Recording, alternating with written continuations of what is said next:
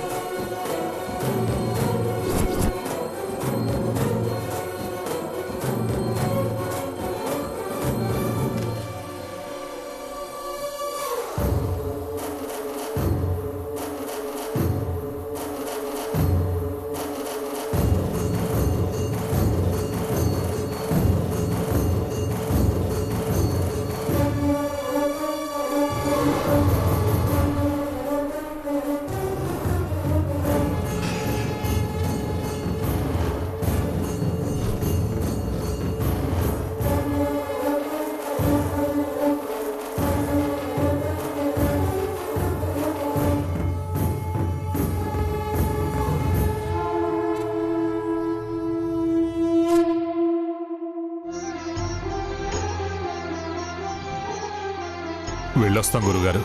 మంచిది. రేపు మీ రాక కోసం ఎదురు చూస్తూ ఉంటాం. తప్పకుండా వస్తాను. శుభం భూయాత్.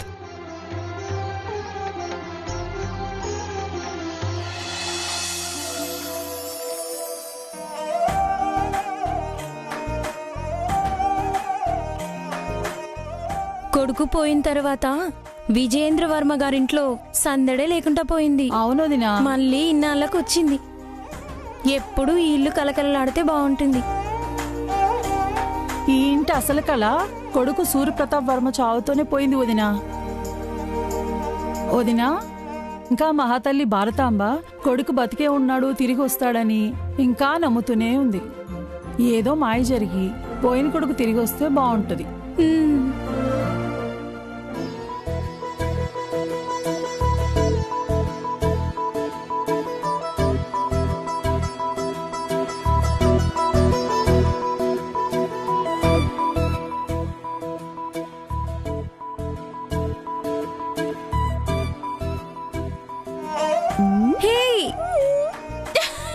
నిన్ను ఆగు ఆగు ఆగు నిన్నే ఆగవే నిన్నే ఆగు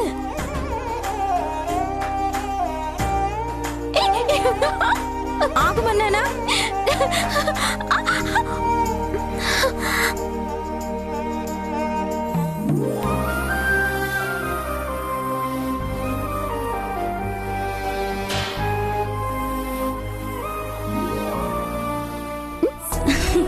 ఆగు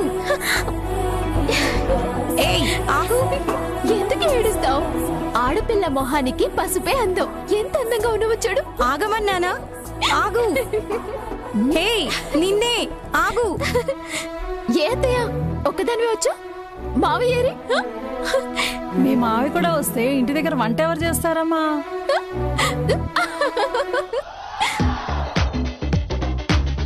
బాబాయ్, వంటలన్నీ అయిపోయా? అయిపోయాయమ్మా. పలావ్ చేసావా? చేశానమ్మా. పాయసం అది కూడా చేశానమ్మా.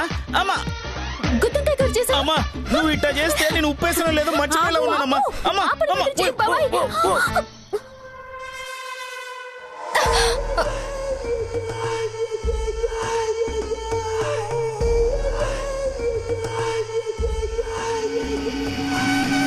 కళ్ళు నెత్తికెక్కాయా? ఎదురుగా మనుషులు వస్తుంటే కనిపించటం లేదా? అవును, కళ్ళు నెత్తికెక్కాయి.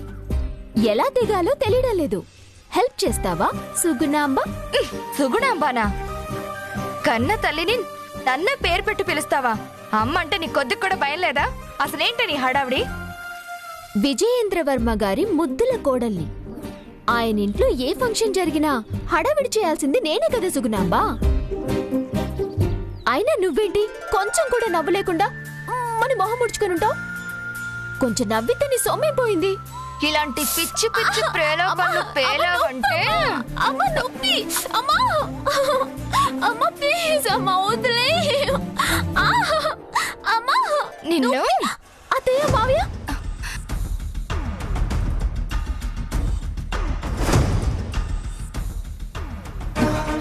నా చిన్న కోడలు చెవి మీలేస్తున్నావేంటి సుగుణంబా? ఏం తప్పు చేసిందని? ఏం లేదు దినా, గురువుగారు వచ్చే టైం అయింది. పూజకి ఏర్పాట్లు చేయకుండా అటు ఇటు తిరుగుతుంటే బుద్ధి చెప్తున్నా. ఆ ఏర్పాట్లన్నీ ఎప్పుడూ అయిపోయాయి అత్తయ్య. వంటలు కూడా అయిపోయాయి. స్వీట్స్ ఏం చేశారు? డబుల్ కా మీఠా టేస్ట్ అద్దరిపోయింది అత్తయ్య. అదేంటి, పూర్ణాలు చేయలేదా? నా కొడుకు సూర్యప్రతాప వర్మకి ఆ వంట ఇష్టం కదా. మళ్ళీ మొదలు పెట్టింది.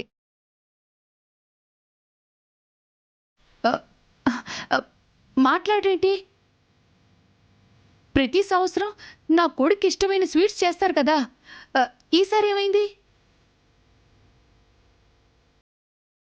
వదిన గారు, ఎందుకు ఈ అర్థం లేని మాటలు? గత సంవత్సరం అంటే అల్లుడు గారు ఉన్నారు కాబట్టి ఆయనకి ఇష్టమైనవన్నీ వండాం. ఎప్పుడు లేని రాని మనిషి కోసం రాడంటావేంటి వదినా? వస్తాడు, వస్తాడు. గురువుగారు కూడా వస్తాడని చెప్పారు కదా. నా కొడుకు సూర్యప్రతాప్ తప్పకుండా వస్తాడు.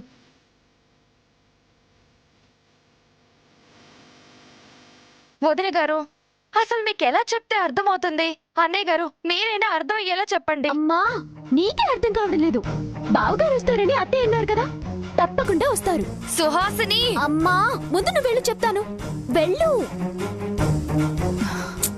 అత్తయ్య, బావగారు సూర్యప్రతాప్ వర్మ గారికి ఇష్టమైన స్వీట్ చేయకుండా ఎలా ఉంటాను చెప్పండి. దాంతో పాటు డబుల్ కా మీఠా కూడా చేశాం. నిజంగా చేశారా? చేశాం అత్తయ్య. నీతో అబద్ధం చెప్తానా? మావయ్య గారు, గురువు గారు వచ్చే టైం అయింది. కార్ పంపించండి. అలాగేనమ్మా.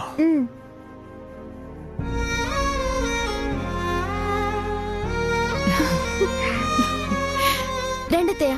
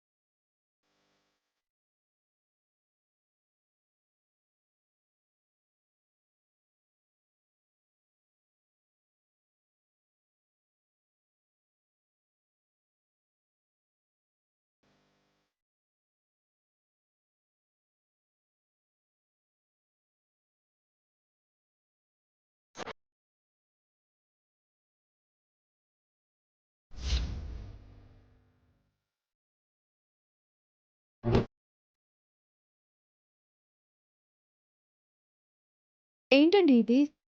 రుద్రాక్షమాల ఇదెందుకు తీసుకొచ్చారు? శ్రీనగర్ బ్రాంచ్కి వెళ్ళినప్పుడు అక్కడ హిమాలయాల్లో ఒక సాధువు ఇచ్చారు. హిమాలయాల్లో సాధు దగ్గరికి ఎందుకు వెళ్ళారు? అంటే నా బాధ పడలేక సన్యాసుల్లో కలిసిపోయే ఆలోచన ఏమైనా ఉందా? అబ్బా, చెప్పేది పూర్తిగా విను బంగారం. ఆఫీస్ నుంచి తిరిగొస్తుంటే సడన్గా ఒక సాధువు ఎదురొచ్చాడు. ఈ రుద్రాక్షమాల తీసి నా చేతిలో పెట్టి, ఇది ఎల్లప్పుడూ నీ దగ్గరుంచుకో, సర్వ విధాలుగా కాపాడుతుందని చెప్పి వెళ్ళిపోయాడు. దీని మహిమ వల్లనేమో ఇంకా లేవు అనుకున్న నువ్వు నా జీవితంలోకి తిరిగొచ్చావు. ఎప్పుడు ఏ సమస్య వచ్చినా ఈ మాలని పట్టుకుని ఆ సాధువుని తలుచుకుంటాను. ఏదో ఒక పరిష్కారం దొరుకుతుంది.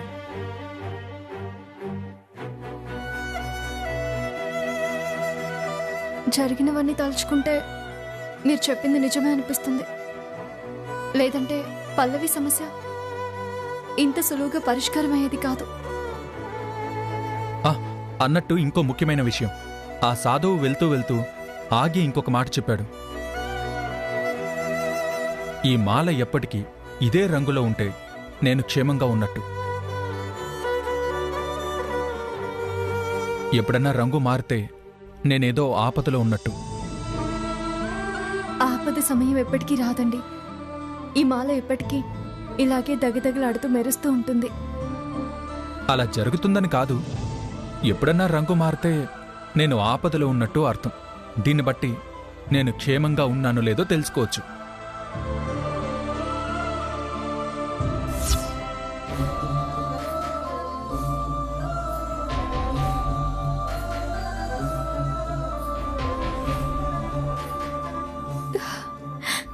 ఈ మాల రంగు మారలేదంటే ఆయన ఎక్కడో ఒక చోట క్షేమంగా ఉన్నారనే అర్థం.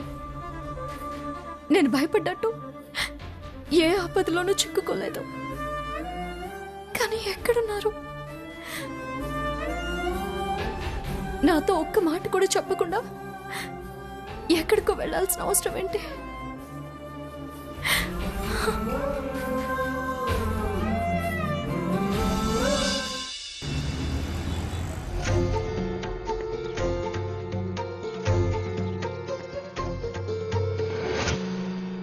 గురుగారు, విజేంద్రవర్మ గారు కారు పంపించారు. పూజకు వేలైంది. బయలుదేరదాం. ఈయన్ని కూడా మనతో తీసుకువెళదాం. ఇప్పుడు ఈయన మనతో ఎందుకు గురుగారు? ఇంకా పూర్తిగా నయం కాలేదు కదా. ఒక్కొక్కసారి స్థల మార్పిడి వల్ల కూడా గొప్ప వైద్యంలా పనిచేస్తుంది. ఇతని పద్ధతి చూస్తుంటే నాకెందుకు అనుమానంగా ఉంది గురుగారు. అనుమానమా? అవును గురుగారు, ఈయనకు అంత బాగానే ఉంది. ఏదీ గుర్తుకు రానట్టు నటిస్తున్నాడేమోనని అనిపిస్తుంది. తప్పు. ఈయనకు తగిలిన గాయాలు నిజమైనప్పుడు జ్ఞాపకాలను మర్చిపోవడం నిజమెందుకు కాకూడదు? సందేహంతో ఏ సేవ చేయకూడదు. క్షమించండి గురుగారు. ఈయనకి ఎవరో ప్రాణహాని తలబెట్టారు కదా, వాళ్ళ నుండి తప్పించుకోవడానికి అంతా మర్చిపోయినట్టు నటిస్తున్నాడేమోనని అనిపిస్తుంది. అయినా ఈ పరిస్థితిలో ఈయనని తీసుకెళ్లడం కూడా క్షేమం కాదేమో గురుగారు.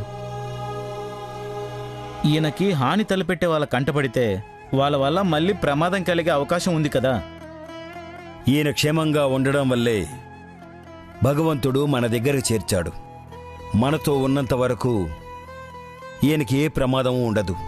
పైగా మనం వెళుతున్నది అమ్మవారి పూజ జరిపించడానికి. ఆ అమ్మ చల్లని చూపు పడి ఈయన కోలుకుంటాడేమో. ఆ అమ్మ సందేశం అలాగే ఉంది. తీసుకొని బయలుదేరండి.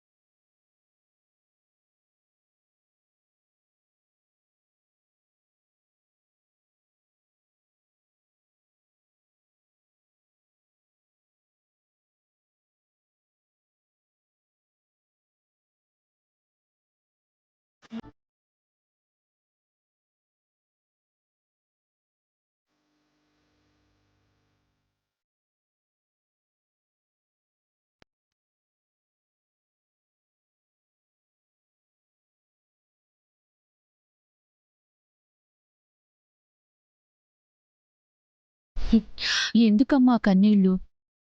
జీవితంలో కొన్ని సంతోషాలకు దూరం అయినప్పుడు మిగిలేవి కన్నీళ్ళే అత్తయ్య.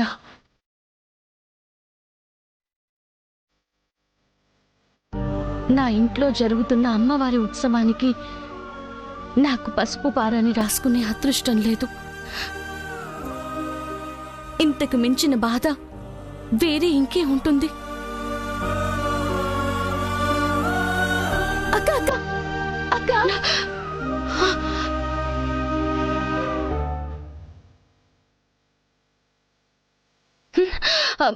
అయ్యో అత్తయ్య గారు, నేనేదో పరధ్యానంలో ఉండి ఏదో అనేశాను.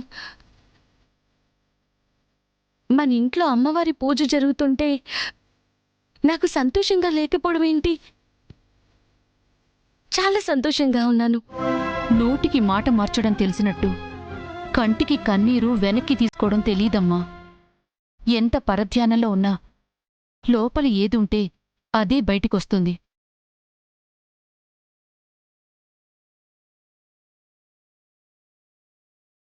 అంటే నీ భర్త ప్రాణాలతో ఉన్నాడు అంటే నువ్వు కూడా నమ్మడం లేదా?